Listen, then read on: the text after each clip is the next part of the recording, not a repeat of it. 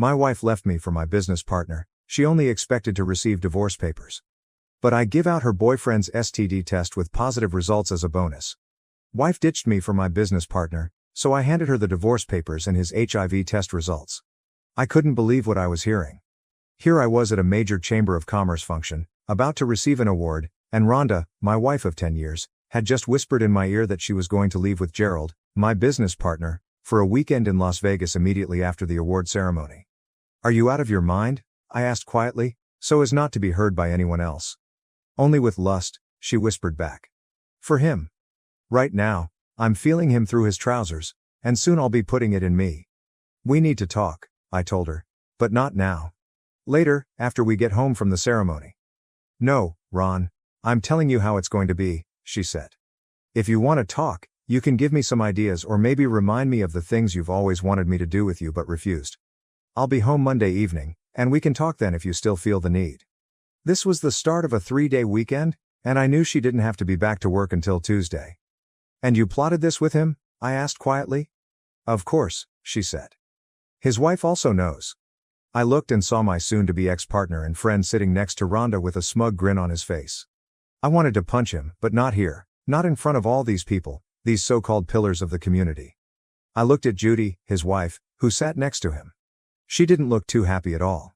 Apparently, she also knew about this. My mind was racing, but I focused back on the present when I heard my name called by the master of ceremonies. I got up, shook his hand, and accepted the award, holding it for a second as a photographer took a picture. I gave my prepared acceptance speech and noticed, as I did, that Rhonda's hand was in Gerald's lap. I decided to make an impromptu change in my speech. On my notes, I had included an acknowledgement of my wife, but I ended my speech early, not even mentioning her name. Instead, I thanked the community for their support and the chamber for the award, then ended my speech. I didn't know if anyone would notice the slight, but Rhonda mentioned it after I sat back down. "What? Didn't I even rate a mention?" she asked sarcastically as I took a sip of my now tepid drink. I simply glared at her, not saying a word. "So that's how it's going to be, huh? Well, like I said, we'll talk Monday evening when I get back." Gerald got up and headed for the podium, deliberately bumping into me on his way up. "If you go through with this, don't bother coming back," I whispered to Rhonda as Gerald spoke. "There will be nothing here for you to come back to." To emphasize the point, I slipped my ring off my finger and handed it to her. She smirked as she dropped it in her purse. "You know why I'm doing this, don't you?" she asked. "Of course you do. It's for what you did with Judy." "Don't lie, I know all about it. I have pictures. So you'll say or do nothing. Let me do this, and we'll talk when I get back." "Don't do this, Rhonda," I said. "Nothing happened between Judy and me except dinner. We can talk about it after the ceremony." "Too late," she said. "It's going to happen. The tickets have already been bought, the reservations made. I'm going to give Gerald my bare body this weekend.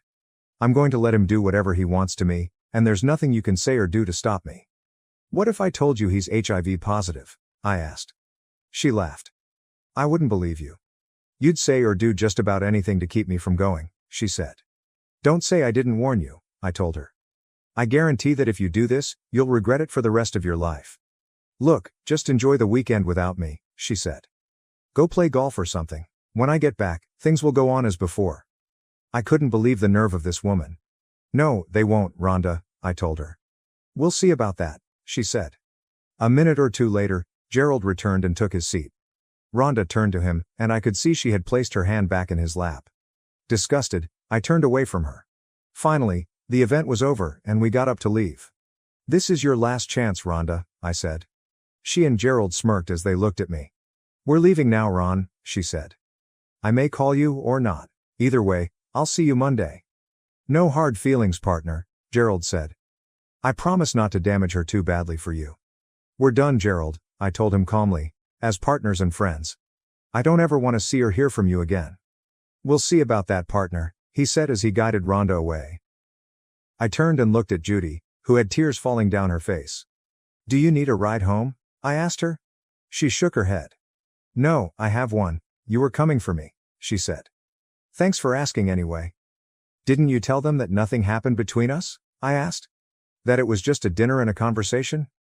"I tried, but they wouldn't listen," she said.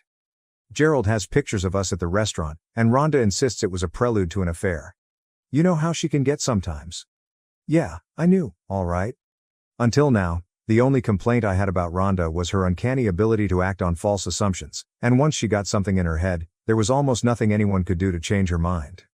I see, I told her. I'm sorry, Ron, she said. You don't deserve this? I only hope he thought enough to bring protection. It doesn't matter, I said. Whether he uses protection or not is immaterial. The fact that she's going to let him is all that matters.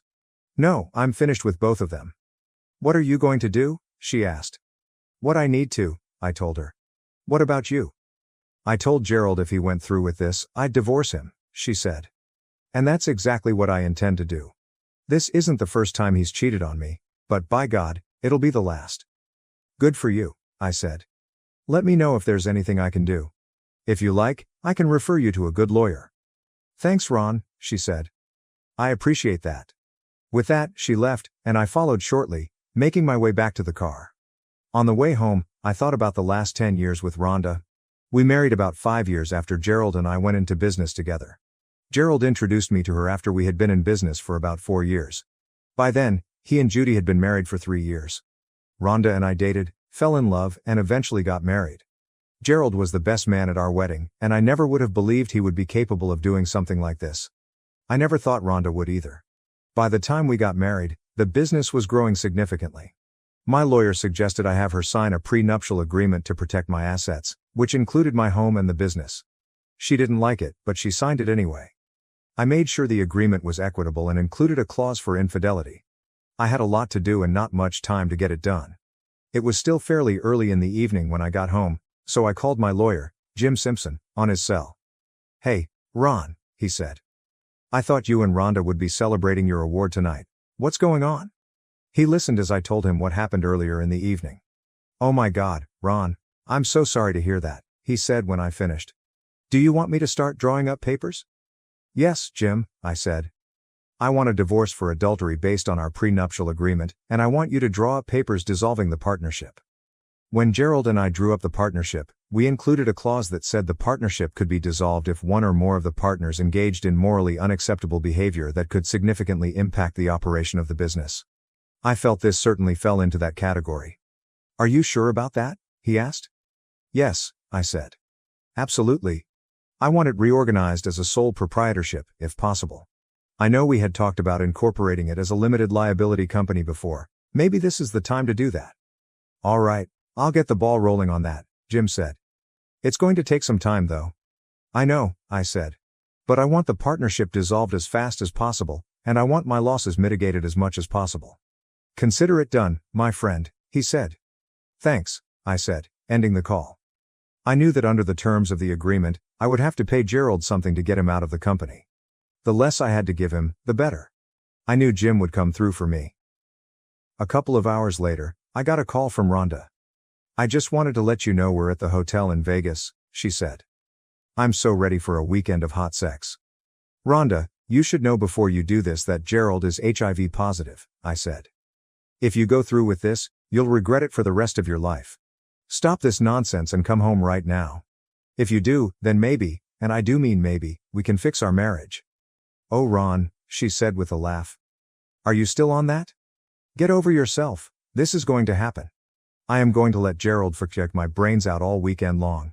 In fact, I'm getting wet just thinking about it. Maybe if you're a good boy, I'll feed you some of his cack when I get home. Rhonda, I'm warning you, I began to say, but she had already ended the call. That was it. I had warned her, but she refused to listen. The rest of my now screwed up weekend was spent erasing Rhonda from my life. On Jim's advice, I went to the bank on Saturday morning and took care of things there, paying off her credit card before canceling it. I got 3 voicemails from Rhonda and a few text messages over the weekend. She was doing her best to get me riled up. Oh yeah, she moaned in one of her voicemails. Gerald's caught is buried deep in me right now, Ron. It's so much bigger than yours and feels so much better. In case you're wondering, I've swallowed him several times already. I know I've never done that for you, but he is just so delicious. Maybe I'll let him get me pregnant. Gotta go now.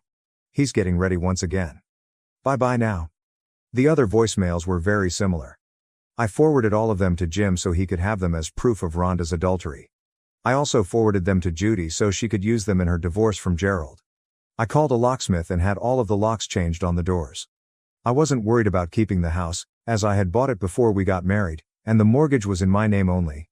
I tossed all of her clothes and prized possessions into trash bags and crammed them into her car, leaving enough room for her to drive. I pulled the car out of the garage and left it in the driveway. I took down all of the photos that included Rhonda, broke up the large wedding portrait that hung over the fireplace, and placed the broken pieces inside to be burned. By the time I was finished, there was no evidence that she had ever been in the place. After listening to her voicemails the next morning, I called her mother and said, "We need to talk." She invited me over for lunch, so I went. After eating a sandwich, she asked me what was going on. I told her everything. I even played the voicemails Rhonda had left. By the time I finished, she was inconsolable. "That stupid girl," she said. "I can't believe she would do something like this to you. I'm so sorry, Ron. Of course, she can stay here until she gets back on her feet, but I'm going to tan her hide for this." "I'm sorry as well, Mom," I told her. I had always thought of Rhonda's mother as Mom, especially since my own mother had died from a stroke a few years before. "She's going to need all the help and support you can give her," I said. "Of course," she said. "But I'm still going to put her over my knee." I chuckled and gave her a hug. "Please stay in touch, Ron," she said as we broke the hug. "I promise I will," I said and left. She was still wiping tears from her face as I walked out. From there, I went to a tavern that served the juiciest burgers and enjoyed one with a couple of beers. Jim called me on Monday to say he had the paperwork drawn up, so I went to his office. Everything looked good, so I paid his retainer and left. The papers would be filed with the court the next day, which was Tuesday. "Where would you like her served?" Jim asked. "Preferably at her place of work," I said. "She humiliated me in public, so I think it's only fair I return the favor." "Okay," he said. I received a couple more voicemails from Rhonda that day, the last one letting me know she was on her way home. I got a good laugh when Gerald dropped her off that evening at about 5:30 and then took off. Apparently, he was too cowardly to face me after what he had done. I waited and heard her come onto the porch. She tried her keys, but none of them worked. Finally, she rang the doorbell. I ignored it for a few minutes until she started pounding on the door. "Let me in, damn it," she yelled. I got up, walked to the door, and opened it, stepping outside. She looked at me and tried to walk inside, but I stopped her. "What are you doing?" "I live here too," she said. "No, you don't," I told her. "Not anymore. You gave up that right when you left Friday night." "But I told you I would be back, and we could discuss things if you still wanted to," she said. "And why is my car in the driveway? Why isn't it in the garage? What's all that stuff in it?" "That's all your stuff, Rhonda," I said. "Like I said, you don't live here anymore." "Look, I know you're upset," she said. "We can talk about it if you want. I wanted to talk to you on Friday, but you weren't interested, remember? I practically begged you to listen to me, but you flat out refused and insisted on spending the weekend with Gerald." "That's right," she said. "Since you were with his wife, I figured I deserved some revenge." "And what proof do you have that I slept with Judy?" I asked. "Show me." She pulled out her phone and showed me a picture of Judy and me at a restaurant table. "What's that?" she asked. "That's two people talking over dinner," I said. "There's no proof of anything in that picture, and nothing happened between Judy and me. For that matter, I have never been with another woman since you and I became exclusive." "Then why were you having dinner with her?" Rhonda asked. "Surely you expected something afterward." "There you go again, making false assumptions," I said. "What are you talking about?" she asked. "That's what I wanted to talk to you about on Friday, but you refused to listen to me," I said. "Tell me, did Gerald use protection this weekend?" "Of course not," she said. "You know I hate protection." "I see," I said. "And I guess you let him finish inside you multiple times." "That's right," she said. "I still have some of him inside me right now. I was going to let you clean it out of me, and if you were repentant, I was going to let you have sex with me. But I don't think that's going to happen." "So you were planning to slaughter me then?" I said. Her eyes widened. "Of course not," she said. "Where did you get that silly idea?" "Do you remember a few months back when Gerald said he wasn't feeling well?" I asked. "That was just a few weeks after he returned from a trip back east." "Yeah, I remember," she said. "I suggested he go see his doctor and get checked out. He never told you what the doctor said, but Judy learned that he tested positive for HIV. You want to know how she found out? She learned because he infected her. She tested positive just recently. That's what we were talking about at dinner that night. At the time he infected her, he didn't know he had it. But he sure as hell knew this past weekend when he was with you. I handed her a copy of Gerald's test results that Judy had given me the night we had dinner. Rhonda's face turned white, and her eyes widened. I even told you on Friday, I continued. But you refused to listen. Oh my God, you were telling the truth, she said, doubling over and vomiting in the front yard. I stood there watching as she retched several times. When she finished, she looked at me, terrified. I'm going to die, aren't I? She asked. I shrugged.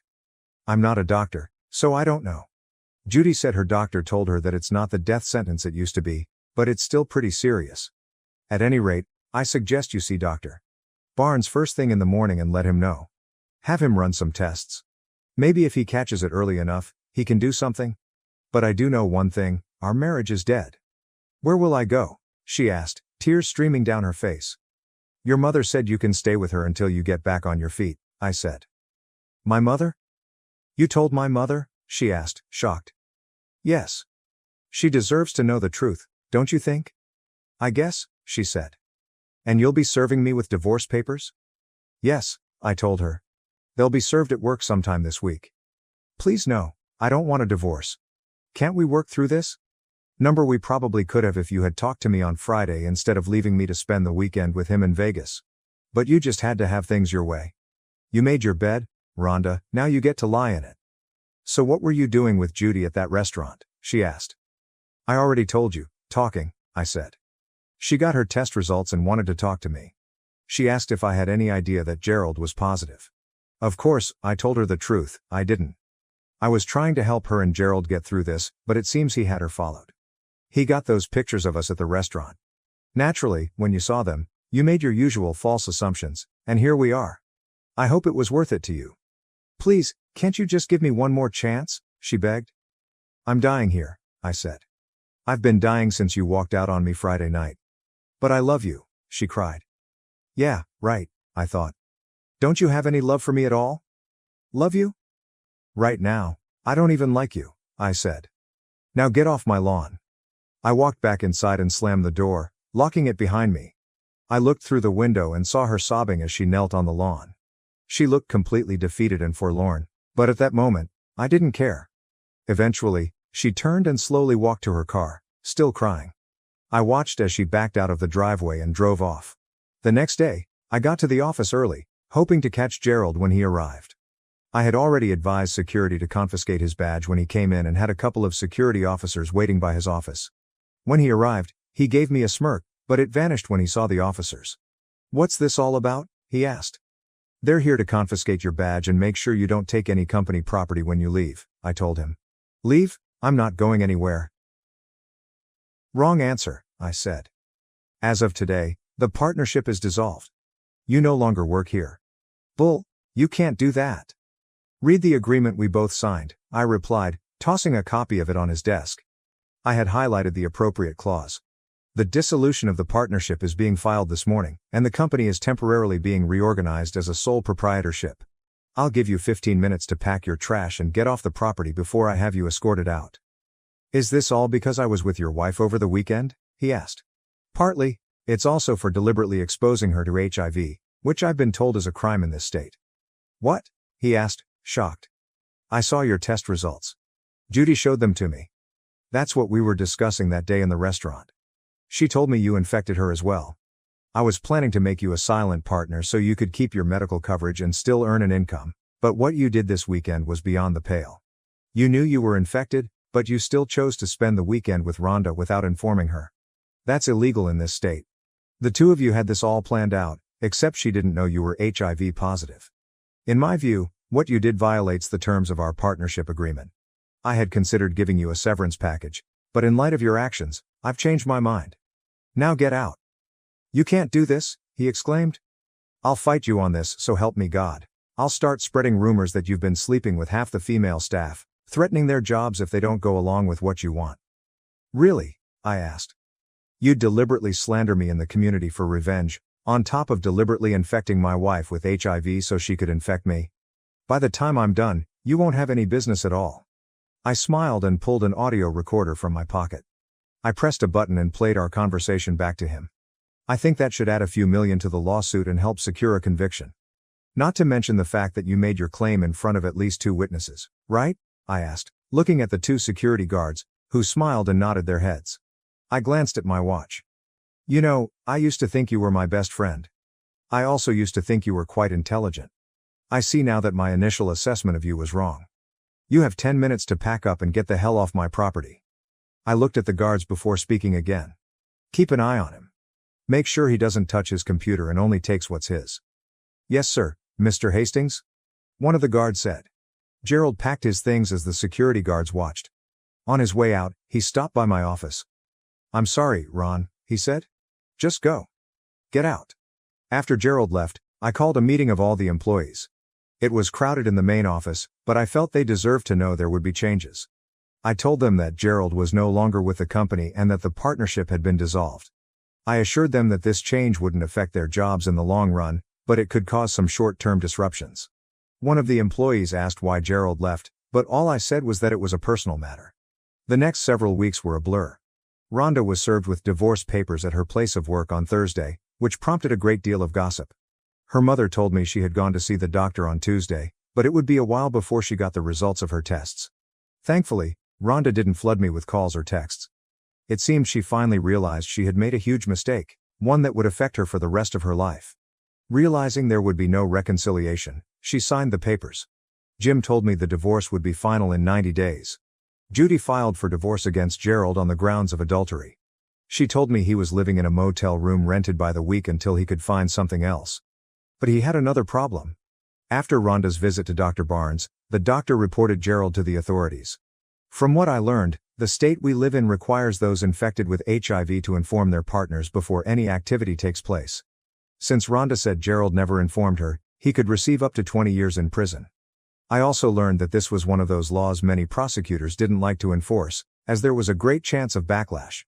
However, the local authorities decided to go after Gerald based on Rhonda's testimony. A week or so after being kicked out of his house, police showed up at the motel where he was staying and took him into custody. Concerned that he could present a danger to the general population, he was placed in solitary confinement. Gerald's trial became something of a circus.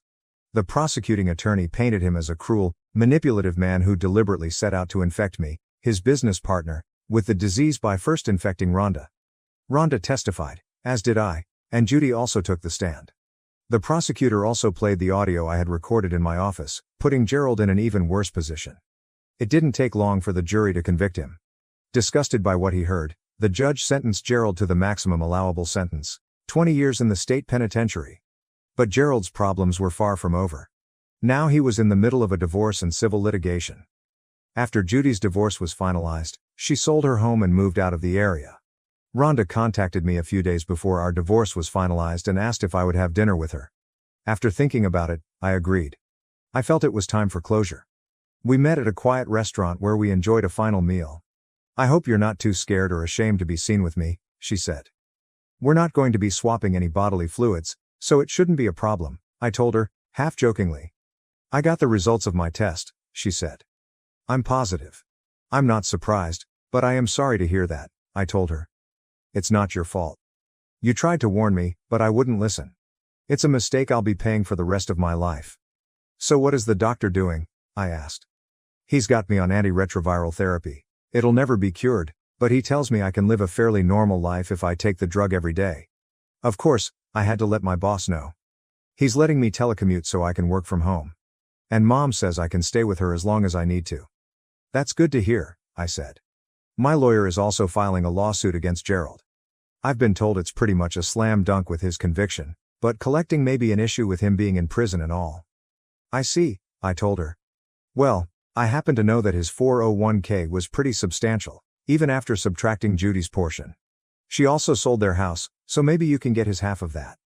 Have you spoken with her recently? I have. She's out of the area, but we still talk from time to time. I'll mention that to her and see what she says. What happened to you, Rhonda? I asked after a while. I don't get it. I wanted to have kids with you, to spend the rest of my life with you. I don't know, she said quietly. When Gerald showed me those pictures of you with Judy, I lost it. I just knew you were having an affair with her. I really jumped the shark on that, didn't I? Just a bit. But why didn't you just talk to me? I asked. I was angry.